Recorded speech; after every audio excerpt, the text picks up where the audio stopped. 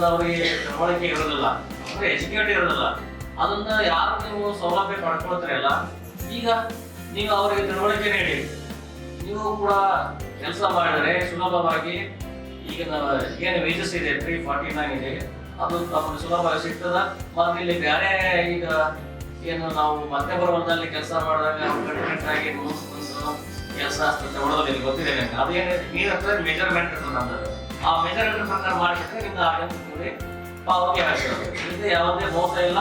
ಮತ್ತೆ ಇನ್ನೊಂದು ನಿಮ್ಗೆ ಏನಿದೆ ಅಲ್ಲಿ ಆಧಾರ್ ಬೇಸಿಸ್ ಮೇಲೆ ನಿಮ್ದು ಅಕೌಂಟ್ ಲಿಂಕ್ ಇರ್ತದಲ್ಲ, ಆ ಬೇಸಿಸ್ ಮೇಲೆ ನಿಮ್ಗೆ ಸಾಲ ಇರ್ತದೆ. ಬಟ್ ಇಲ್ಲೆಲ್ಲ ಯಾರೆಲ್ಲ ಪಾಯಿಂಟ್ ಕೊಡ್ಬೇಕನ್ನೋದಿಲ್ಲ, ಇದೆಲ್ಲ ಡಿಜಿಟಲ್ ಆಗಿದೆ. ಇದು ಕೂಡ ನಮಗೆ ಒಂದು ವರದಾನ ಅದು. ಒಂದಿಷ್ಟು ಒಳ್ಳೆ ಎಣ್ಣೆ ಒಂದು ಮೊಟ್ಟೆ ಹಾಕಿ ಎಷ್ಟು ಪಂಪ್ ಆಗ್ತದೆ, ನಮ್ದು ಡ್ರಮ್ ಎಷ್ಟು ಆಗ್ತದ, ನಾವು ಸಿಂಪಡಣೆ ಮಾಡ್ಬೇಕಾದ್ರೆ ಎಷ್ಟು ಆಗ್ತದೆ ಅದನ್ನ ನೋಡ್ಕೋಬೇಕು.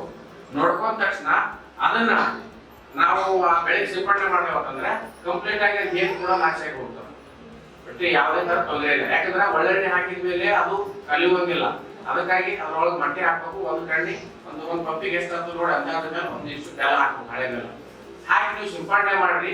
ನಿಮ್ಮ ಬೆಳೆ ಪೂರಾ ಹತ್ತಿರ್ತದ, ಯಾವುದೇ ತರ ಮೂತಿ ಕಟ್ಸಲ್ಲ, ಮುಟ್ರೋ ಬರಲ್ಲ, ಫಂಗಿಸೈಡ್ ಯಾವುದೇ ತರ ಅದಕ್ಕೆ ಕಾಯಿಲೆ ಬರಲ್ಲ. ಅಷ್ಟೊಂದು ಸಮೃದ್ಧಿಯಾಗಿ ಬೆಳೀತದ. ನೀವು ಇವತ್ತಿನಿಂದ ಒಂದು ಸಪ್ತಾಹ ಮಾಡ್ರಿ, ದೃಢ ಸಂಕಲ್ಪ ಮಾಡ್ರಿ. ಸರ್ ಹೇಳಿದಾಗ ಈಗ ನಿಮ್ಗೆ ಸಹಾಯ ಸೌಲಭ್ಯಗಳು ಸಾಕಷ್ಟುಗಳು ಕೊಡ್ತದ ಗೌರ್ಮೆಂಟ್. ಎಲ್ಲದರಾಗೂ ನೀವೇ ಮುಂದಿದ್ದೀರಿ. ನಮ್ಮ ಭಾರತದ ಸಂವಿಧಾನದ ಒಂದು ಇದರ ಪ್ರಕಾರ ನೋಡ್ಬೇಕು ಅಂತಂದ್ರೆ ಪ್ರತಿಯೊಂದು ಹೆಣ್ಣು ಮಗಳು ಕೂಡ ಒಬ್ಬ ಪುರುಷನ ಈಕ್ವಲ್ ಆಗಿ ನಿಂತು ಸಾಧನೆ ಮಾಡುವಂತದ್ದಲ್ಲ.